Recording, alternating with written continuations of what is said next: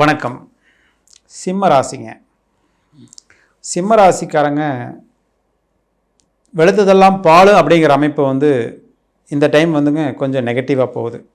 ஏன்னா ராசியவே பார்த்திங்கன்னா சனி பகவான் உற்று பார்த்துட்டு இருந்தார் இல்லைங்களா. இப்போ சுக்கிரனோட இணைவில் அதாவது ராசிக்கு சுக்கிரனோட பார்வை விழுகிறனால இப்போவே பார்த்திங்கன்னா ஒரு நெகட்டிவான சூழ்நிலை உங்களுக்கு உருவாகி இருக்கும். அது உங்களுக்கு தெரியாது. ஏன்னா வெளுத்தது எல்லாமே பாலுன்னு நினைக்கக்கூடியவங்க, நல்ல ஆளுமை மிக்க தன்மை உள்ளவங்க. ஆளுமை தன்மை சிம்ம ராசிக்காரங்களுக்கு மாதிரி யாருக்குமே இருக்காது. இவங்க தான் பார்த்திங்கன்னா உயர் அதிகாரிகள், அனைத்து விதமான பெரிய பெரிய போஸ்டிங்கில் இருக்கிறவங்க இவங்க தான் அடுத்தவங்களுக்கு கட்டளை பிறப்பிக்கக்கூடிய ராஜராசி தான் இவங்களுடைய அமைப்பு. இப்போ இந்த சிம்ம ராசியை பொறுத்தவரை ராசியாதிபதி 5ஆம் இடத்துலையே குருவின் வீட்டிலேயே மிகவும் சிறப்பாக உட்காந்துருக்காருங்க. தவறே இல்லை, இந்த மாதம் மிகவும் சிறப்பாக இருக்குங்க.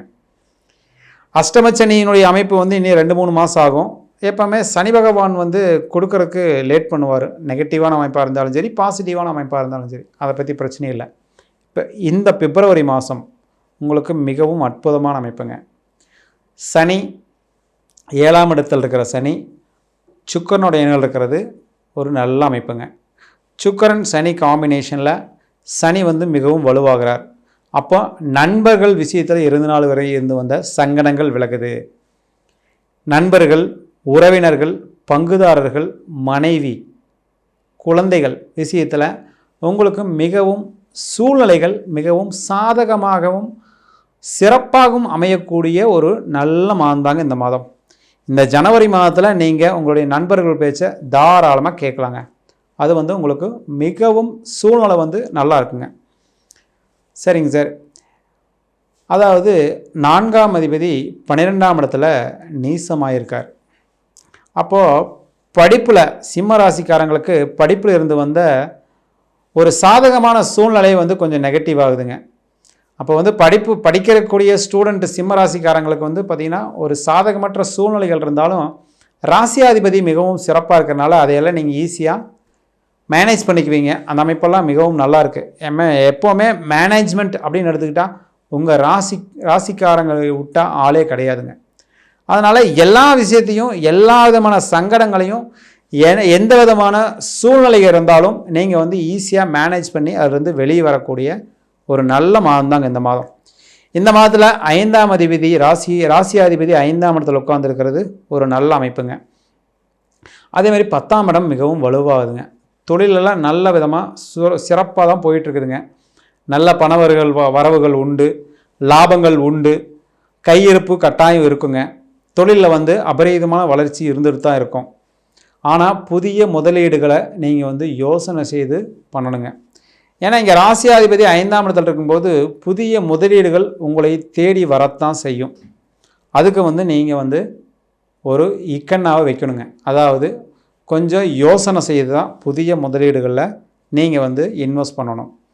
தெரியாத தொழில், அறிமுகமே இல்லாத தொழில், அறிமுகம் இல்லாத நபர்கள் தயவுசெய்து கவனமாக நீங்கள் செயல்படணுங்க. ஏன்னா அஷ்டமச்சனி 2 மாதத்தில் வரப்போகுது. அதனால் இந்த கவனங்கள் நம்ம கட்டாயம் எடுத்துக்க வேண்டிய சூழ்நிலை தானுங்க. அதனால் நீங்கள் மட்டும் கொஞ்சம் கவனமாக இருந்தீங்கன்னா உங்களுக்கு இந்த மாதம் மிகவும் சிறப்பாக இருக்கக்கூடிய நல்ல அமைப்புங்க. ஏன்னா ராசியை சுக்கிரனும் மிகவும் சிறப்பாக பார்க்குறாரு. அப்போ வீண் ஆடம்பர செலவுகள் இந்த மாதம் வருங்க.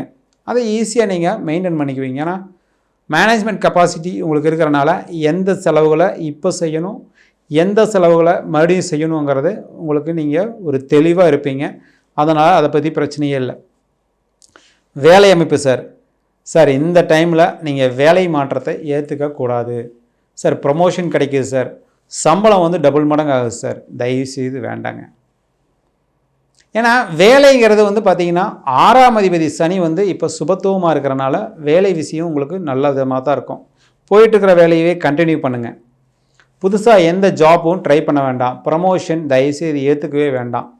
அஷ்டமச்சனியுடைய அமைப்புக்காக சொல்ல, இப்போ பொதுவாகவே சிம்மராசிக்காரங்களுக்கு வேலை மாற்றம் உறுதியாக வருங்க. வேலை மாற்றம் உறுதியாக தேர். ஏன்னா 6ஆம் அதிபதி 7ஆம் இடத்துல சுபத்துவமாக இருக்கிறனால அவரே பிடிச்சி தள்ளுவார். சார் நீங்கள் அந்த ப்ரொமோஷனுக்கு போயிருங்க சார், உங்களுக்கு வந்து நல்ல சேலரி கிடைக்கும்பாங்க. தயவுசெய்து அதை வந்து ஒரு முறைக்கு இருமுறை அனைத்து விதமான சாதகமான சூழ்நிலையும் அமையும் போது மட்டும் நீங்கள் அதை ஏற்றுக்கோங்க. இல்லாட்டி நீங்கள் ஏற்றுக்க வேண்டாம். ஏன்னா அந்த ஒரு முடிவுனால் உங்களுக்கு வந்து நம்மளே தவறு செய்து விட்டோமோ அப்படின்னு ஃபீல் பண்ண வச்சுருவார் சனி. இந்த அஷ்டம சனி வந்து நெருக்கமாக வருது இல்லைங்களா, அதனால் சொல்கிறது. அதனால் இந்த வேலை விஷயத்தில் மட்டும் நீங்கள் வந்து கவனமாக இருக்கக்கூடிய சூழ்நிலை அமைத்து கொடுக்கக்கூடிய நல்ல மாதம் தாங்க இந்த மாதம். ஓகே, தொழில் விஷயம் ஆஸ் யூஷுவலாக போயிட்டுருக்கு, ஒன்றும் பிரச்சனை இல்லை. திருமணம் உங்களுக்கு வந்து பார்த்திங்கன்னா 7ஆம் இடத்துலையே சனி பகவான் 8ஆம் இடத்துக்கு போகிறதும் 7ஆம் இடத்துல சுக்கிரன் அமர்ந்திருப்பதும் உங்களுக்கு வந்து சாதகமான சூழ்நிலை தானுங்க. இருந்தாலும் அது வந்து பார்த்திங்கன்னா கொஞ்சம் மன உளைச்சலை கொடுக்கக்கூடிய அமைப்பாக மாறப்போகுது. அதனால் திருமணம், குழந்தைகள் விஷயத்தில் நீங்கள் வந்து கொஞ்சம் கவனமாக இருக்கக்கூடிய சூழ்நிலையை கொடுக்கக்கூடிய மாதம் தாங்க இந்த மாதம். இந்த மாதத்தில் குழந்தைகள் விஷயத்திலையும் திருமண விஷயத்திலும் நீங்கள் கவனமாக இருக்க வேண்டிய சூழ்நிலையை கிரகங்கள் உங்களுக்கு தருது. ஆனால் உங்கள் ராசியாதிபதி 5ஆம் இடத்துல சிவத்துவமாக இருக்கிறனால உங்களுக்கு அந்த சூழ்நிலையை கொடுத்து தான் தீர்வார். நீங்கள் தான் முடிவெடுக்கணும். நீங்கள் எடுக்கக்கூடிய முடிவுகள் உங்களுக்கு சாதகமாகவும் சாதகம் இல்லாமையும் போகக்கூடிய தன்மை கிரகங்களே அமைச்சும் கொடுப்பார். அதனால் நீங்கள் வந்து மிகவும் கவனமாக இருக்க வேண்டிய அமைப்புன்னு பார்த்தீங்கன்னா திருமண விஷயத்திலையும் குழந்தைகள் விஷயத்திலையும். சார் குழந்தைகள் வந்து இந்த மாதிரி வெளியூரில் போய் படிக்க போகிறாங்க அப்படின்னா தாராளமாக அனுப்பலாங்க. வெளியூருக்கு தாராளமாக அனுப்பலாம். உள்ளூர்லேயே வந்து பார்த்திங்கன்னா ஒரு சரி புதுசாக ஒரு கோர்ஸ் எடுத்து பண்ணலான்னு சொல்கிறா அப்படின்னா அதுக்கு வந்து ஒரு இக்கன்னா அதுக்குண்டான சூழ்நிலையும் உங்களுக்கு மிகவும் சிறப்பாக இருக்கா, குழந்தைகளுடைய ஜாதக அமைப்பு நல்லா இருக்கா அப்படின்னா அது கொஞ்சம் நெகட்டிவான அமைப்பாக இருக்குங்க. ஏன்னா உங்களுக்கு அஷ்டம சனி வரும்போது உங்கள் குழந்தைகளுக்கு வந்து நல்ல டைம் வருமான கட்டாயம் கிடையாது. அவங்களுடைய சூழ்நிலையும் அப்படி தான் இருக்கும். அதனால் அவங்கள விஷயத்தில் படிப்பு விஷயத்தில் சில சங்கடங்கள் வரப்போகுது. அதையே நீங்கள் உஷாராக கையாளக்கூடிய சூழ்நிலையும் உங்களுக்கு வரப்போகுது.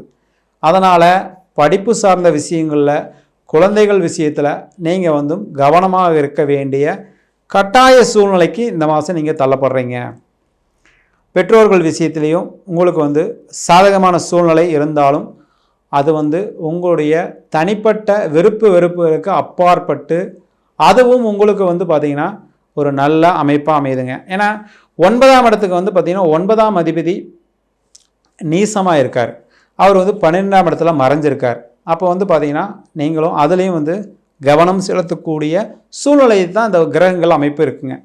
அப்போ வந்து யானை வரும் முன்னே மணி ஓசை வரும் பின்னே அப்படிங்கிற மாதிரி இருக்கக்கூடிய சூழ்நிலை இல்லைங்க. யானைக்கு முன்னாடியே மணி ஓசை வந்துடும். சனியினுடைய அமைப்பே வந்து பார்த்திங்கன்னா உங்களுக்கு வந்து ஒரு இக்கண்ணா வச்சு தான் வருவார் இந்த மாதத்திலிருந்தே. ஏன்னா சனி கொடுக்கறது யாருமே தடுக்க முடியாதுங்க. அதே மாதிரி பார்த்திங்கன்னா அவர் வந்து 3 மாதத்துக்கு முன்னாடியே தன்னுடைய வேலையை காட்டுறதுக்கு ஆரம்பிச்சுக்குவார். அதனால் இந்த அஷ்டம சனியுடைய தாக்கத்தை நீங்கள் ஈஸியாக எதிர்கொள்ளக்கூடிய கிரக சூழ்நிலைகள் இருக்கிறனால உங்களுக்கு வந்து வேறு எந்த பாதகமான சூழ்நிலையும் அமையாமல் சாதகமற்ற சூழ்நிலை அமையக்கூடிய தன்மை இருக்குது. அதனால் உங்களுடைய கிரக நிலை அமைப்பு வந்து மிகவும் சிறப்பாக இருக்கிறனால நீங்கள் நண்பர்கள் விஷயத்திலையும் குழந்தைகள் விஷயத்திலையும் திருமணம் போன்ற விஷயங்கள்லையும் வந்து கவனமாக இருக்கும்போது உங்களுக்கு பெரிய சாதகமற்ற சூழ்நிலை ஒன்றும் பிரச்சனை இல்லைங்க. அப்போ வந்து தாராளமாக நீங்கள் வந்து உங்களுடைய மாற்றத்தை ஏற்றுக்கொண்டு தான் ஆகணும். உங்களுக்கு சனி பகவான் வந்து 8ஆம் இடத்துக்கு வர்றது நிறைவான விஷயங்களில் படிப்பணிகளை கொடுத்து உங்களை வந்து சீர்தூக்கி பார்த்து உங்களுடைய தன்மைகளை நிலைநிறுத்தக்கூடிய அருமையான மாதம் தாங்க இந்த மாதம். சொத்துக்கள் விஷயத்திலே ஆகட்டும் சங்கடங்கள் வரப்போகுது, கவனம் தேவை. சொத்துக்கள் வாங்கிட்ட சார் இழுபறியாகவே இருக்குன்னா அது அப்படி தான் இருக்குங்க. ஏன்னா சொத்துக்கள் ரிஜிஸ்டர் ஆகிறதே பிரச்சனையாக இருக்கும். என்னோடய கிளைண்ட் ஒருத்தருக்கு வந்து பார்த்திங்கன்னா சொத்து வாங்கிட்டாருங்க, சிம்ம ராசி. அவருக்கு வந்து பார்த்திங்கன்னா ரிஜிஸ்டர் பண்ணுறக்கே வந்து இப்போ இந்த போன மாதத்துலேருந்தே தடையாகிட்டே இருக்குது.